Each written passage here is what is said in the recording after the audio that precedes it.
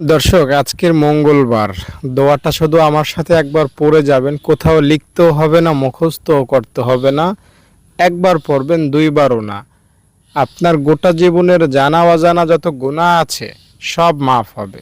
ছোট গুনার কথা বলছি না, বড় বড় গুনাহ, যেমন মিথ্যা বলেছেন, হিংসা করেছেন, নামাজ পড়েন না, রোজা রাখেন না, সুদ খাইছেন, এই রকমের মারাত্মক ভয়ঙ্কর লেভেলের গুনাহের কথা আমি আপনাকে জানাচ্ছি। ইনশাআল্লাহ এই দোয়াটা এতই অ্যাকশনে ভরপুর, যেই পড়বে সাথে সাথে অ্যাকশন। এই দোয়াটা যদি আজকে ফেরাউনও পাঠ করত, ফেরাউনের গুনাহ আল্লাহ মাফ করে দিতেন। তাই আপনি তো ফেরাউন না, ফেরাউনের মতো তো গুনাহ আপনার নাই। আপনাকে আল্লাহ তাআলা নিশ্চিতভাবে ক্ষমা করবেন। দোয়াটা পড়লেন মানে নিষ্পাপ হয়ে গেলেন, বাবু একদম মায়ের পেট থেকে বের হয়েছেন ওই রকম হয়ে যাবেন।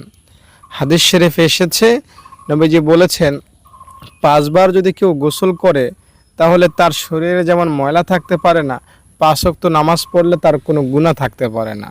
আরেকবার নবীজি একটা শুকনো ডাল ঝাড়লেন সাহাবীদের সামনে, সব পাতা একটা একটা করে পড়ে যাইতে লাগলো। তো নবীজি বললেন যে বান্দার গুনাহকেও আল্লাহ তাআলা এভাবে আমলের উসিলায় মাফ করে দেন, সব গুনাহ ঝরে পড়ে যায়। আর একটা হাদিসে পাওয়া যায়, সুবহানাল্লাহ, আলহামদুলিল্লাহ, আল্লাহু আকবার কেউ যদি নামাজের পরে 33 বার পড়ে, তো তার গুনাহ যদি সমুদ্রের ফেনা পরিমাণও হয়, কোনো ব্যাপার না, আল্লাহ মাফ করে দেন। তো আল্লাহ তাআলা বান্দার গুনাহ কয়টা ওদিকে তাকান না, আল্লাহ তাআলা বান্দার দিকে তাকাইয়া বান্দাকে ক্ষমা করে দেন। আমি যে দোয়াটা আমি এখন আপনাকে বলবো, বিশ্বাস নিয়ে, ভরসা নিয়ে দোয়াটা একবার পাঠ করবেন, ইনশাআল্লাহ আপনি শিশু হবেন। দোয়াটা আপনাকে বলছি, তার আগে অনুরোধ করব, একটা লাইক করেন এবং কমেন্টে আমিন লেখেন। যারা লাইক করলেন, কমেন্টে আমিন লিখলেন, আল্লাহ তাদের মনের আশা তুমি পূরণ করে দাও, তাদের গুনাহ তুমি মাফ করে দাও, আল্লাহুম্মা আমিন। দর্শক, দোয়াটা হলো আশহাদু আল্লা ইলাহা ইল্লাল্লাহু ওয়া আশহাদু আন্না মুহাম্মাদান আবদুহু ওয়া রাসূলুহু। এই দোয়াটা কেউ যদি পড়ে উজু শেষ করে, তাহলে তার জন্য জান্নাতের 8টা দরজা খুলে যায়। সে যে কোনো দরজা দিয়ে দাপটের সহিত জান্নাতে পৌঁছতে পারবে।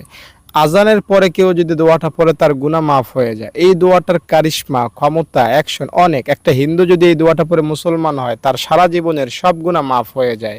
তাই আপনিও যদি এই দোয়াটা আজকে পাঠ করেন, মন থেকে, দিল থেকে, অন্তরের গহীন থেকে, কোনো গুনাহ থাকবে না। দায়িত্বর সাথে বলছি, দোয়াটা পাঠ করার নিয়ত করবেন যে আমি অতীতের গুনাহ ক্ষমা পাইতে চাই, ভবিষ্যতে আর গুনাহ করব না, এই আশায় দোয়াটা পাঠ করছি।